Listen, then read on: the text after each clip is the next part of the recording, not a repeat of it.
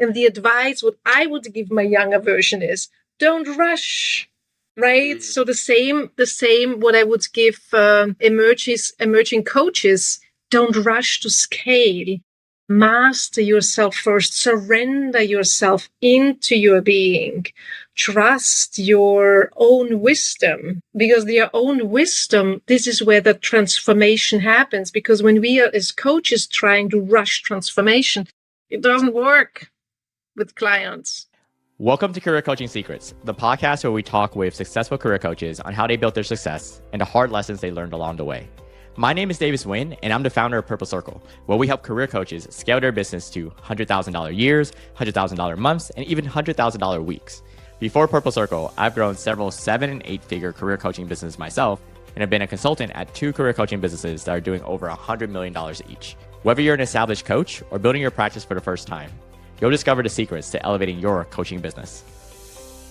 Hey everyone, welcome to another episode of Career Coaching Secrets podcast. I'm your host Rexhen, and today's guest is Claudia Beck, an ICF Master Certified Coach and former senior executive at Tory Burch, Burberry, and Gap, who now helps leaders move from IQ to EQ to WeQ for lasting impact. With 3 decades in the corporate world, including 20 years in senior executive roles, Claudia knows firsthand the high-pressure realities of leading at scale. In 2019, she founded Better Together LLC to bring that rigor and humanity into the coaching space. Since then, she has delivered more than 6,000 coaching sessions with senior executives and teams worldwide, helping them navigate complexity, build resilience, and lead with clarity, courage, and authenticity.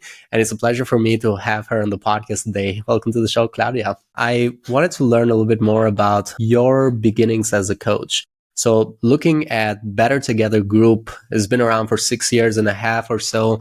But when looking back, when you actually started coaching at the beginning of it, what inspired you to become a coach and then start your own coaching business? Wonderful question. What gets us started? So as you said before, so thank you for this beautiful intro. As you said before, I have been 30 years in the corporate world, 20 of this in senior leadership roles. I spent most of my time in publicly traded company. And then I made a move from a publicly traded company in a privately held company. And the world is different, very different. So the team I took over was hardworking, and they were stretched, and they didn't scale at all. So I put out my playbook, what I knew from publicly traded company, which is performance management, KPIs, and putting a lot of pressure on the team. It did not work. And quite frankly, everything what I tried did not work. I was quite stunned about that. Speed forward, I was fired from that role. And I started reflecting what went wrong in that position, because it was actually the smallest company I have ever worked for. That brought me to coaching. So I had my own coach, tried to unfold. Questions popped up. What type of leader do I want to be? And in that process, I became more and more intrigued about coaching because I loved it. So I finally could unfold and find answers to questions which have been in my mind for quite some time. So I started my own coach training and was training with CTI, the Coaching Training Institute, which is one company which a lot of people train with them. And originally I thought I am returning to the corporate world as a better leader in the capacity or in different capacity and similar capacity I have been. And I got certified as a coach in September 2019. Coaching, I really loved the interactions, loved what I learned about myself. And then the pandemic happened. Retail closed down, so needless to say, there were no roles available because people were just laid off in the retail space. And I had to make a decision to pivot. And I got the opportunity, a coaching platform back then offered me to coach their clients. And overnight, they gave me 20 clients. So I went from unsure about coaching. I felt like coaching found me and I found it. So that eventually brought me into coaching. Interesting. So you started off with 20 clients, and in the COVID season two, a lot of coaches actually have started, believe it or not, on the period of COVID, because it did make sense, right? Lucky for us, we have Zoom. We can do coaching on Zoom. We don't have to always like meet people in person. So that has been a great benefit of this industry, even during COVID, where a lot of people had to stay at home. And so when working with your clients right now and going through the coaching journey with them, what about it would you say you find most rewarding? The most rewarding piece, what I find when leaders realize that the stories they have been telling themselves for decades, potentially their entire life, is not true any longer. So I work, as I told you, with a lot of executive C-level SVPs, and many of them have the hyperachiever or the high achiever embedded in their personality. And everything is about achieving more and doing more. They even sacrifice their health.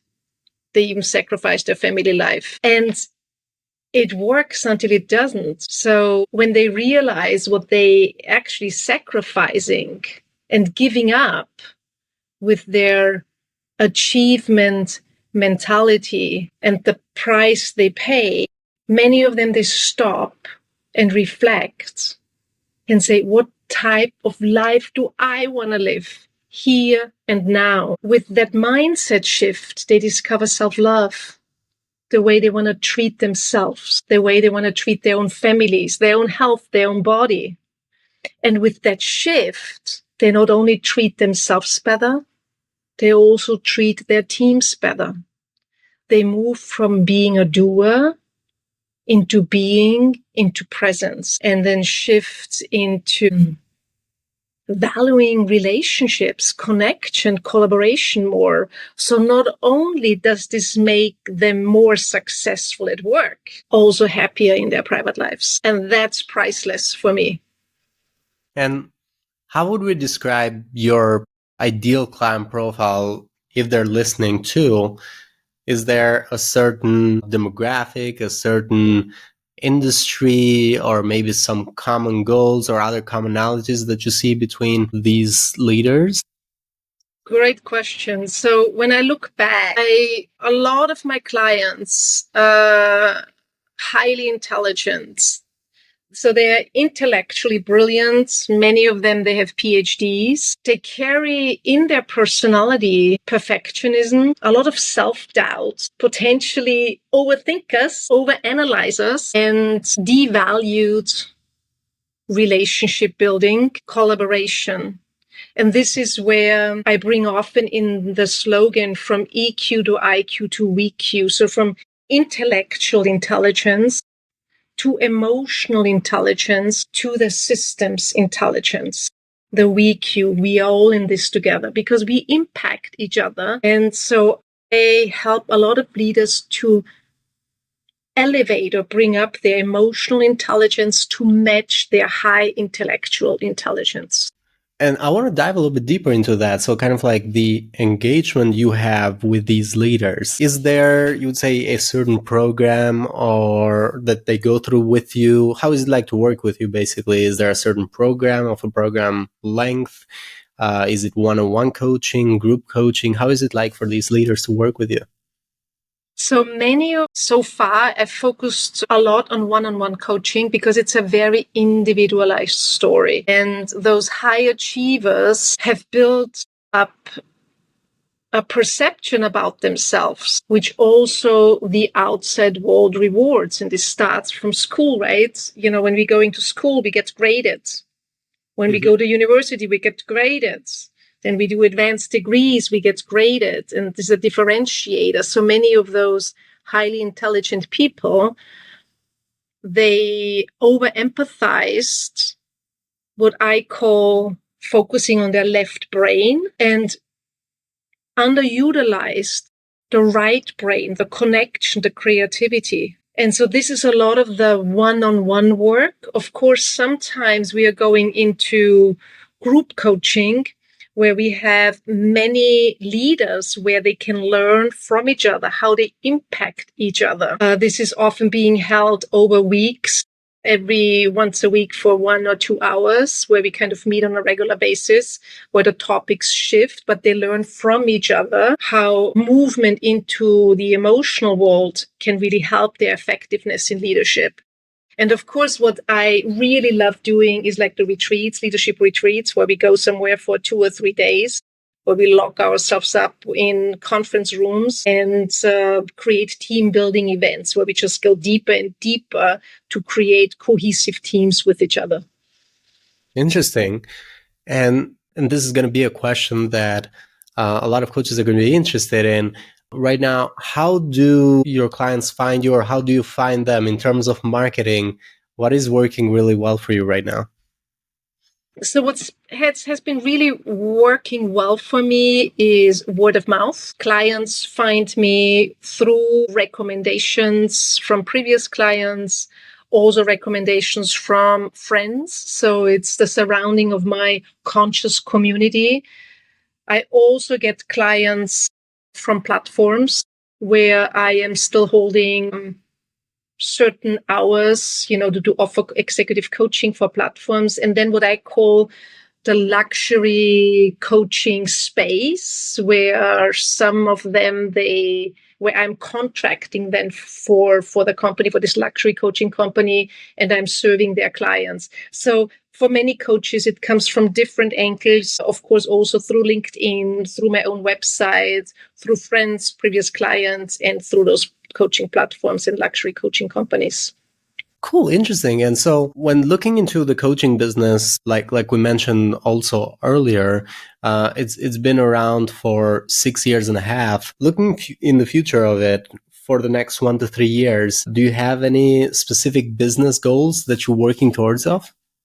Of course, I am a growing junkie, I call it. I always love to learn and to grow myself. So in the past 5-6 years, I focused on skill set building. For me, I don't know any better way to get better in what we do than by practicing. This is the reason I really leaned into the one-on-one coaching space and have delivered over 6,000 sessions. The way forward, I want to reach more people. I want to reach people more I want to shift my business towards group coaching and team coaching, and then eventually also shift them in keynote and retreats. So there will be a clear shift towards spaces where I can reach more people. Cool. And right now, when thinking about reaching more people, what would you say is a challenge for you right now in doing that?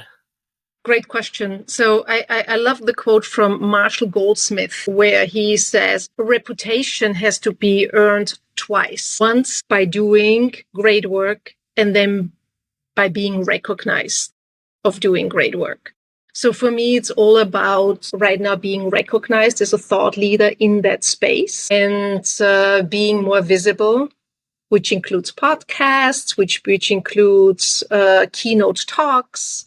And on my bucket list is also a TED Talk. And that's to get more visibility, to be recognized as a thought leader in that space. And also to move away from the topic a little bit, wanted to ask you, when it comes to investments you've done over the years, what have been some investments that you would qualify as good investments? Could be investments of time, could be investments of money too. But investments that you either learned a lot from or got a good return from. So good investments. And on the other side of that, what have been investments that you would have preferred to have avoided if there's any bad investments? So I personally don't think there is any bad investments, because even when it doesn't work out, we still have the experience and we learn through the experience. But investments they stood out would be the provider Coaches Rising. They offer a variety of coach trainings. It's, and because they serve a huge coach HR clientele at reasonable prices, and their quality is really, really high quality. I think I have done every single one of their programs, which I consider a really, really great investment for coaches to depthen their skill set. I think the best skill set for me is still practice, practice, practice. It's my own experience, moving my coachees through the experience over and over again. I think there is nothing beats hands-on experience. Absolutely. Yeah. And just like you said, you stand by it because you've also learned a lot by doing. And I feel like the credential that you have right now, Master Certified Coach, is the highest credential within the ICF, right? That's correct. So currently, I think there's only 4% of all certified coaches which hold the Master Certified Coach certification. It was much harder to obtain than I originally thought. So I do understand why there are only 4% of people holding this credential.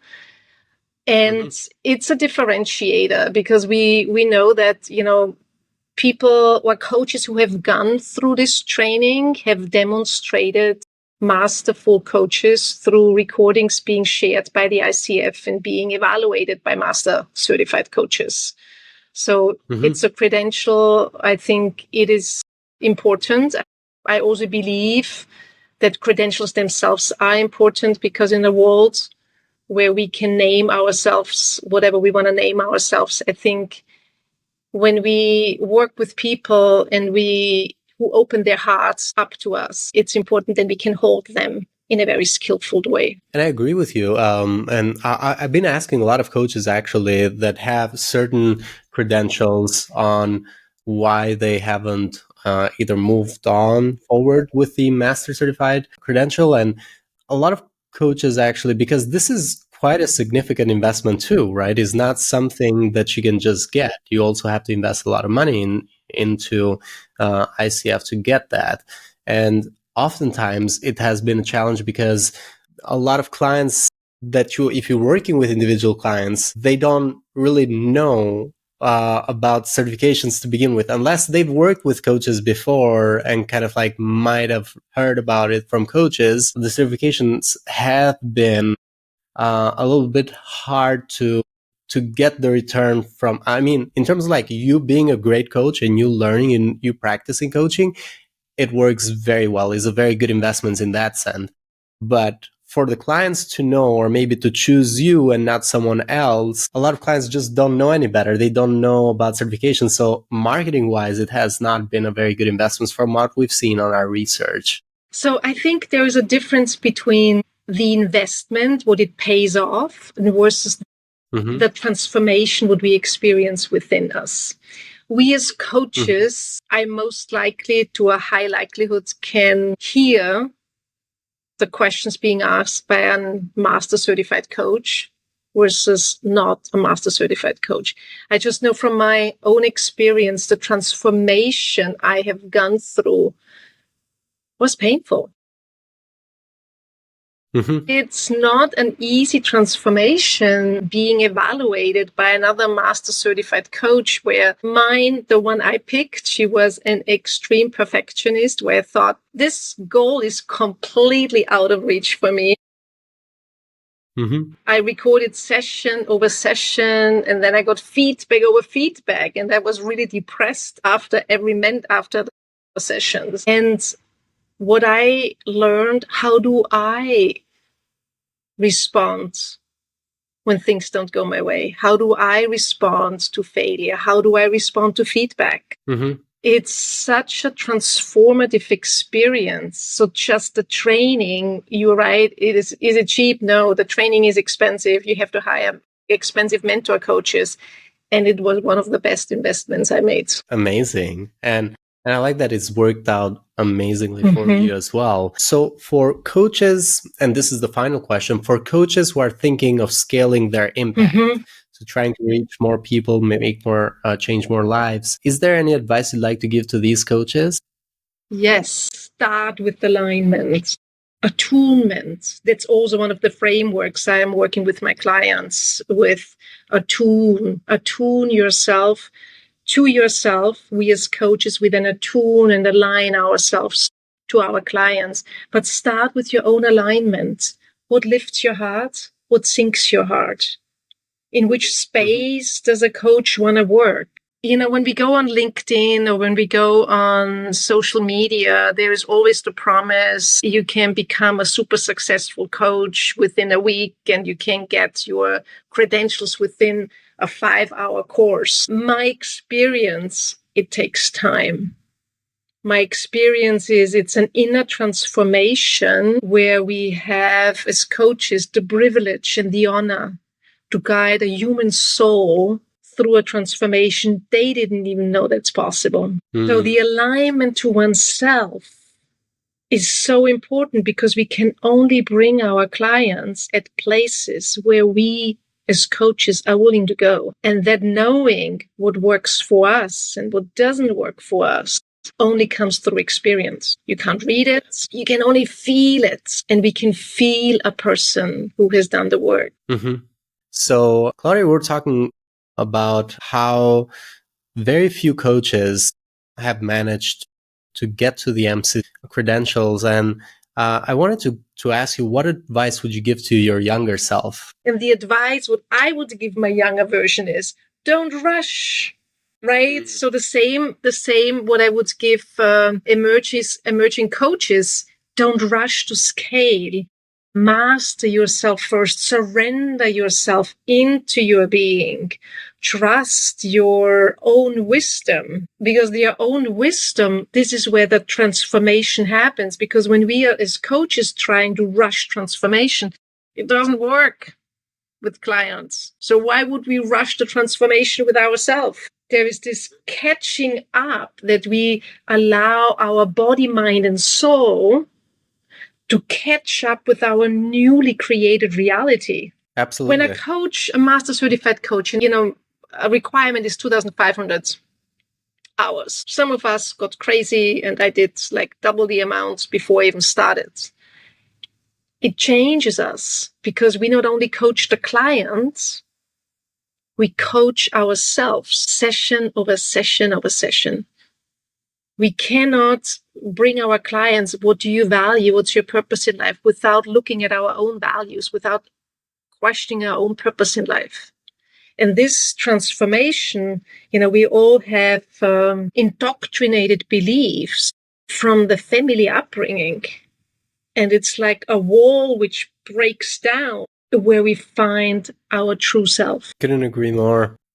And you said a great line too. You said, the coaches help clients go through transformation they didn't even feel that were possible, because these are like the unknowns for clients that you are able to unlock as a coach by helping them find their way, and like through questions, through triggering thoughts that they haven't thought before.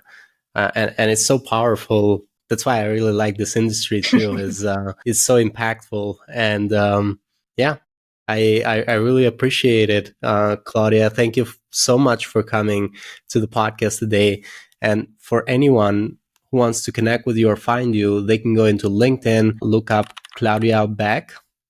They'll be able to find your profile in LinkedIn. They can also go into the website bettertogethergroup.co, if I'm not mistaken. Correct. And we'll put that in the description as well for anyone to find it easily. But I really appreciate our conversation. And thank you so much for coming, Claudia. Thank you so much, Rexhen. It has been a pleasure talking with you and spending time here with you. Thank you. Likewise.